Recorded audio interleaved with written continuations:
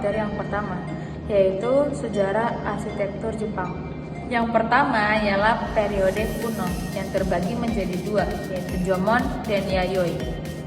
Jomon yang berlangsung pada tahun 14.000 sebelum Masehi hingga 300 sebelum Masehi, di mana masyarakat awal Jepang membangun tempat tinggal yang sederhana dengan menggunakan bahan alami seperti kayu dan bambu.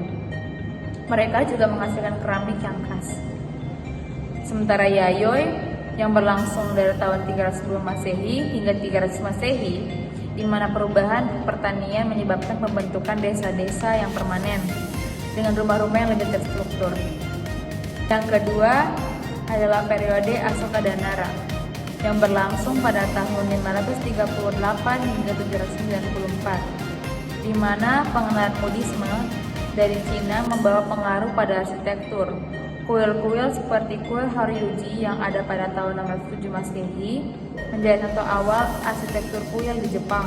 Ketiga yaitu periode Heian yang berlangsung pada tahun 794 hingga 1185, di mana pada periode ini arsitektur istana dan kuil mulai berkembang dengan desain yang lebih elegan. Keempat, periode Kamakura yang berlangsung dari tahun 1185 hingga 1333, di mana pada periode ini munculnya arsitektur militer dengan pembangunan kastil.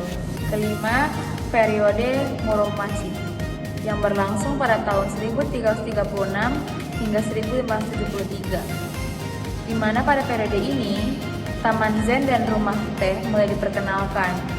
Arsitektur rumah teh atau chashitsu menekankan kesederhanaan dan keindahan yang alami. Yang keenam adalah periode Edo yang berlangsung pada tahun 1603 hingga 1868, di mana pertumbuhan kota mengarah pada desain rumah dan bangunan publik yang lebih kompleks.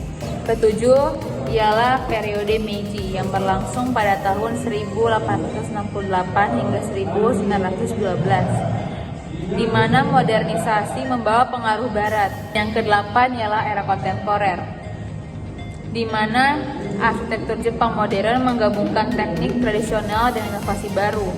Selanjutnya adalah program ruang. Yang pertama ada fleksibilitas ruang. Banyak ruang tradisional Jepang seperti Menga dirancang dengan dinding geser atau kusuma yang memungkinkan penyesuaian ruang sesuai kebutuhan. Yang kedua ada hubungan dengan alam. Desain ruang seringkali memperhatikan integrasi dengan lingkungan sekitar. Yang ketiga adalah ruang cuci dan bersantai. Area seperti egawa, teras luar, dan tatami, ruang beralas tikar berfungsi sebagai tempat bersantai dan berkumpul. Selanjutnya adalah struktur. Yang pertama adalah penggunaan material alami seperti kayu. Kayu adalah bahan utama dalam bangunan tradisional. Ini memberikan kehangatan dan fleksibilitas serta kemampuan untuk memperoleh penggerakan tanah akibat gempa. Bambu dan batu. Bahan ini juga sering digunakan utama dalam taman dan struktur kecil seperti pilium. 2. Teknik konstruksi tradisional. Konstruksi tanpa paku. Banyak bangunan Jepang dibangun menggunakan teknik pengikatan kayu dan kompleks. Pengikat tanpa menggunakan paku. Sistem ini memungkinkan struktur dan lebih fleksibel dan tahan terhadap gempa. Atap yang menonjol. Atap melengkung.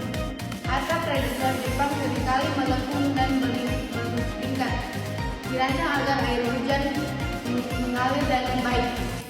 Desain ini juga memberikan tampilan estetika yang khas. Baik, lanjut ke ragam hias. Pertama, ornamen kayu. Ukiran kayu banyak bangunan yang tradisional seperti kuil dan ukiran istana dihasilkan dengan ukiran kayu halus yang menggambarkan motif alam seperti bunga, burung, dan makhluk mitologis. Kedua, motif alam. Flora dan fauna, motif bunga seperti sakura dan pohon pinus seperti digunakan dan dekorasi melambangkan keindahan dan sirkulasi kehidupan. Nah, berikut adalah beberapa arsitek terkenal yang mempelopori gaya bangunan arsitektur Jepang. Yang pertama Gaya arsitekturnya ialah minimalis dan modernis. Tadao Ando dikenal karena kemampuannya menggabungkan arsitektur dan alam. Kedua, Kengo Kuma. Gaya arsitekturnya ialah kontemporer dan ramah lingkungan. Kengo Kuma terkenal karena pendekatannya yang mengutamakan penggunaan bahan alami dan teknik konstruksi tradisional. Yang ketiga, Kenzo Kani. Gaya arsitekturnya modernis dan fundamentalis. Ia menggabungkan elemen tradisional Jepang dengan gaya modern. Keempat, Fumihiko Maki. Gaya arsitekturnya modernis dan internasional. Yang kelima, Shigeru Bari. Gaya arsitekturnya ialah inovatif dan kontemporer. Yang keenam, Hiroshi Nego. Gaya arsitekturnya ialah kontemporer dengan sentuhan tradisional. Yang ketujuh, Oyo Ito. Gaya arsitekturnya ialah eksperimental dan futuristik. Nah, kesimpulan arsitektur Jepang adalah perpaduan yang harmonis atau antara tradisi dan modernitas, mencerminkan nilai-nilai budaya, spiritualitas, dan hubungan yang dalam dengan alam. Desainnya menggabungkan elemen-elemen tradisional seperti penggunaan kayu dan teknik konstruksi, berkelanjutan dengan inovasi modern menciptakan ruang yang fungsional sekaligus estetis. Fleksibilitasi.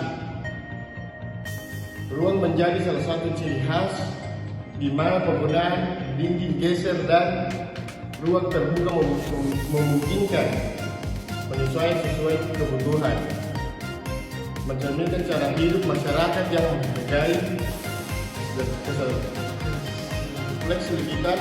Ruang menjadi salah satu ciri khas di mana penggunaan dinding geser dan ruang terbuka memungkinkan penyesuaian sesuai kebutuhan, mencerminkan cara hidup masyarakat